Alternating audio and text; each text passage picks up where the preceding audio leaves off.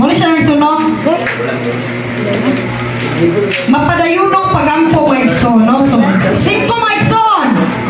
Kita 5 mga igsoon. O mingon si Jesus sa iyang mga tinunan. Pananglit usa kaninyo madto sa balay sa usa ka higala o sa higala sa tungang gabi o mingon kaniya. Bay pabaylo akong tulo ka buokpan. No? No, so padayon ta. 6. Kay miabot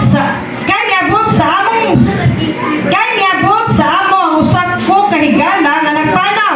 Wala gud gayud ako'y pakaon kaniya. 7. Unya tubagon ka sa imong higala sa sulod. Ayaw na ako sa muka.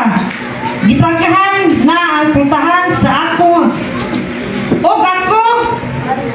Og ang akong kabataan nga higala busa, dili na ako makabangon sa paghatag kanimo sa bisan unsa. 8. Sutihan ko kamo nga bisan higala kaniya, dili siya mobangon og mohatag kanimo pan. Apan mobangon na lang siya og mohatag kanimo sa tanan nga imong gikinahanglan kay wala ka man maulaw sa pasigig pangayo. 9. Busa sutihan ko kamo, pangayo kamo og kamo hatagan, pangita kamo og kabrihan ang puntahan alang kaninyo. 10. Kay ang tanan nga mangayo hatagan sa iyang pangita, mga kaplag ug ang nagtuktok, no, so mga kaplag ug ang puntahan ablihan alang kaniya nga nagtuktok. No, so mga igsoon, klaro na sa Bible, mas mga parayunan ito mga igsoon, nga naman. Sa giyon pa sa Bible mga igsoon, maski pa sa imong higala, kung ikaw mangayo, lagi pa naman balibaran juga mga igsoon. Amen. Amen? Kaya nga naman, muna sige balik mga igsoon, kung imong higala na siya kang mga igsoon, kung masikag balik-balik, pangayo na mga igsoon, sure dyan ko, di na katagaan mga igsoon. Mapunan siya. Balik-balik ka, mangayo. Karon pagluto ni mabutan. Mangayo ka nito. Nami ko ang diha ka ng ahos. Ano ni? Luya baka ha? Pagkaunto ni balik pa, nangayo na pagkapulan mga igsoon. Bak mga igsoon, sultihan ta mo. Kung sa Diyos sa mangayo ang Diyos, dinigid pulan. Amen. Nag-ingon ang Diyos, pangayo ka kita paghatagan, panukto ka kita pagabrihan mga igsoon. Diba? Pangita ka kita mga kaplag. Dili ka pwede magsalig mga igsoon sa imong silingan. Okay na sa silingan, dagan sila kwanron, dagan sila og pundo.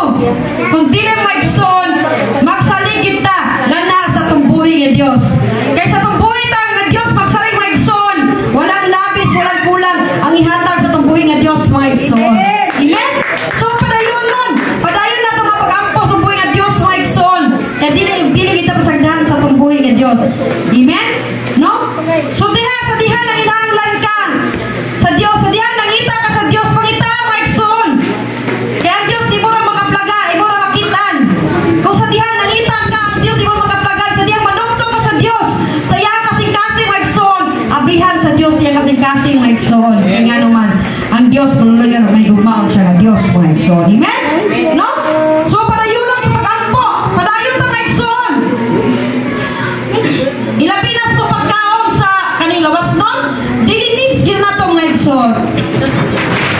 Muna kong gingon, karon na account ka kaning pagkaon, labi mo sudan karon, wala ka balaon niya, unsay sudan nimo. Gawas kung nay remaining nimo kang pamahaw. Kay ibalik ito pagkaunto. Pag iurot nimo pamahaw, wala ka kabalo kung sa imong paniuntuhan ni sudan mga igsoon. Pero mga igsoon, sultihan ta mo. Nga kang ato ang pagkaon, everyday ihaday na sa Dios.